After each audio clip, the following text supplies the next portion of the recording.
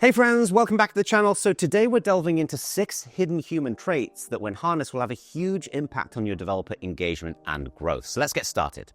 Now let's start out with a simple truth. Developers hate missing out. They'll let that unresolved ticket fester for weeks, but the thought of losing access to an exclusive beta of a new API, that'll get them moving.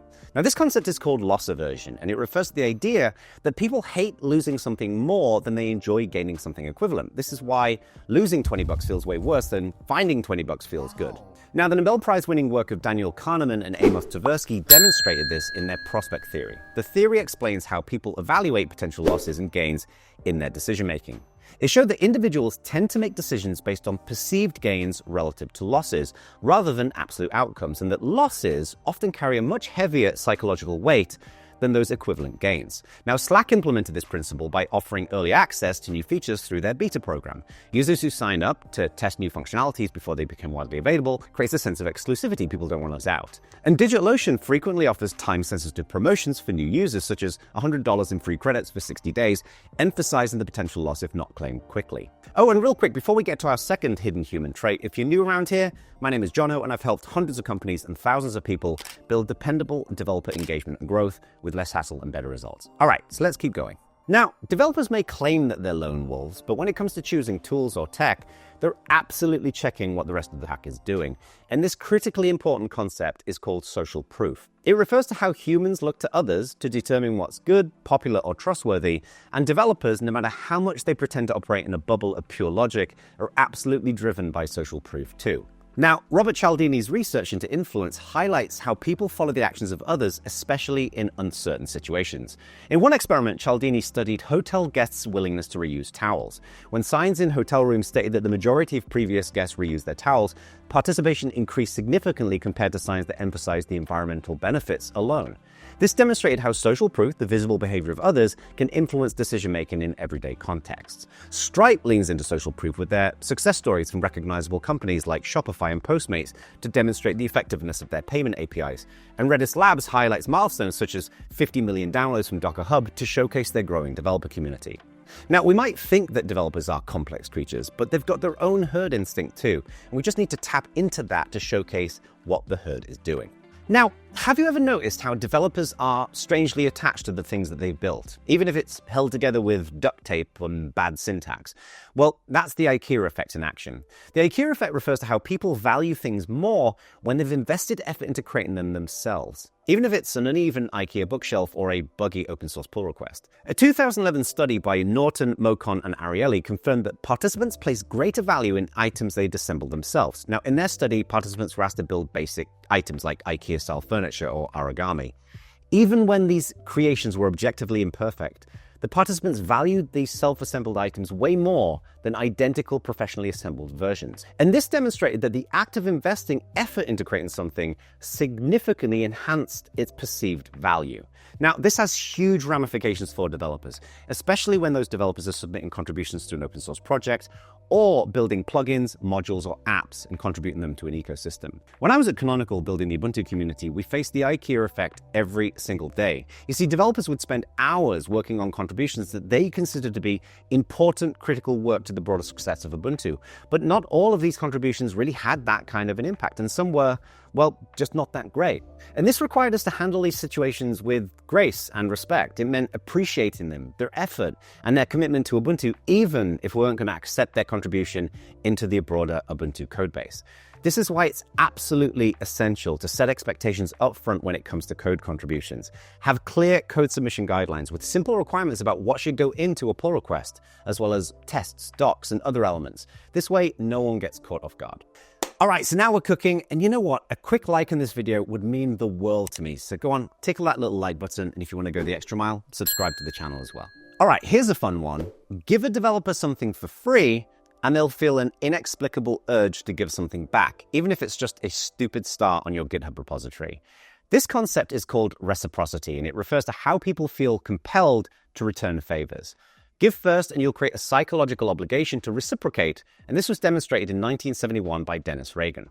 His experiment worked a little bit like this. Participants were divided into 2 groups. In one scenario, an experimenter gave them a small favor, like buying a soda. Later, the same experimenter asked for a favor in return, selling raffle tickets. those who received the soda were significantly more likely to purchase raffle tickets compared to those who received no favor. This simple but effective experiment demonstrated how even small acts of generosity create a sense of obligation to reciprocate. Think about it this way. Developers are kind of like a piggy bank. Each time you help them out and make their lives easier, it's like putting a coin inside of that piggy bank. The more coins you add, the more the developer's going to feel an urge to do something in return, such as making a contribution, telling others how great your company or project is, posting on social media, creating blog posts or videos about your tech. Now, there are so many ways to get creative here. For example, HubSpot offers a wide range of free courses and certifications through their HubSpot Academy, and this has led to increased adoption of their tools. And GitHub's Octocat stickers have become iconic in the global developer community, with many proudly displaying them on their laptops, creating free advertising for the platform. Get creative. There's all kinds of cool things you can do here. Now, here's a curious one. Have you noticed that when a developer starts playing around with some tech and starts a demo project with it, they're weirdly committed to seeing it through? Well, that's not just stubbornness, that's psychology. You see, this concept is called commitment and consistency, and it refers to how once people commit to something small, they're much more likely to stick with it and take bigger actions to stay consistent with that commitment. The famous foot in the door experiments by Friedman and Fraser worked a little bit like this. In one experiment, researchers asked participants to display a small innocuous sign in their window supporting safe driving. Later, these same participants were asked to install a much larger, unsightly billboard in their yard promoting the same cause. Now, those who'd agreed to the smaller request were much more likely to agree to the larger request compared to those who'd not been approached initially.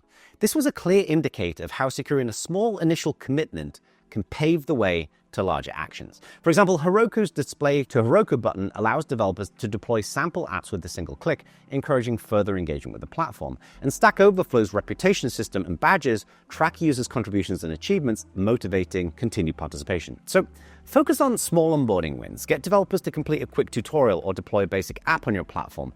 Once they're invested in that effort, they're much more likely to stick around. And integrate progress tracking. Show developers their milestones like 10 projects deployed or 50 API calls made to keep them engaged. Again, the key here is to get creative. Sometimes the tiniest of little changes can net the biggest impact.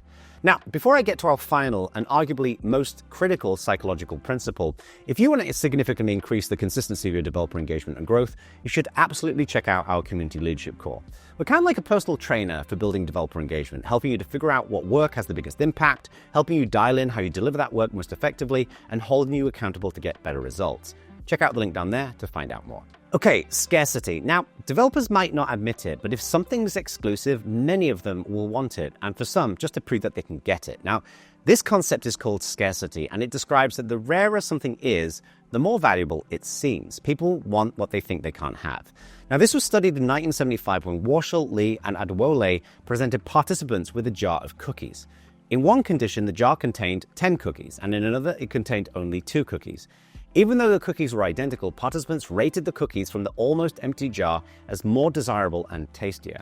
This demonstrated how scarcity, the perception of limited availability, increases perceived value and desirability, and we see it everywhere in wine, jewelry, invitation-only events and betas, and more. A classic example of scarcity was when Google launched Gmail in 2004. It was initially invite-only, creating a buzz and desire for access among tech enthusiasts, and we've seen Blue Sky replicate something similar more recently. Similarly, while I thought that GitHub's Arctic Code Vault was one of the dumbest things I've ever seen, their contributor badge given to developers who contribute code to repositories archived in the 2020 GitHub Archive program created a real sense of exclusivity and recognition. It was super cool. Now, scarcity doesn't mean creating an all-boys club or fake exclusivity. It means not immediately defaulting to just giving everything away at once, because in many cases, what we can't have becomes ultimately desirable. But be careful. If you create an artificial barrier for developers, they'll get frustrated. So don't create scarcity around absolutely critical components and APIs. If a developer really needs something such as a component in an SDK to build an app, and you're going to make them jump through some hoops, they're not going to be amused. Now, you're probably thinking, all right, how do I get started with implementing these principles in this video? Well, always remember progress over perfection. This is what I'd recommend you do. First, rewatch this whole video again right now and take notes of the different principles I walked through. And for each of those principles, jot down a few ideas of how you could implement one of those principles with the least time and effort required. Then go do that, get some feedback, and iterate to awesome. Avoid the temptation of perfection. The most important thing is to just get to work and do something. Now, speaking of developers, 26 years ago when I started out, I really wish I knew about these 10 key principles that massively increase developer engagement. So go and click on that video where I'm going to walk through each of these super practical, easy to implement principles that will really have a tremendous impact on how you approach developer engagement and participation and help you to get the best results. So click on that and I'll see you there.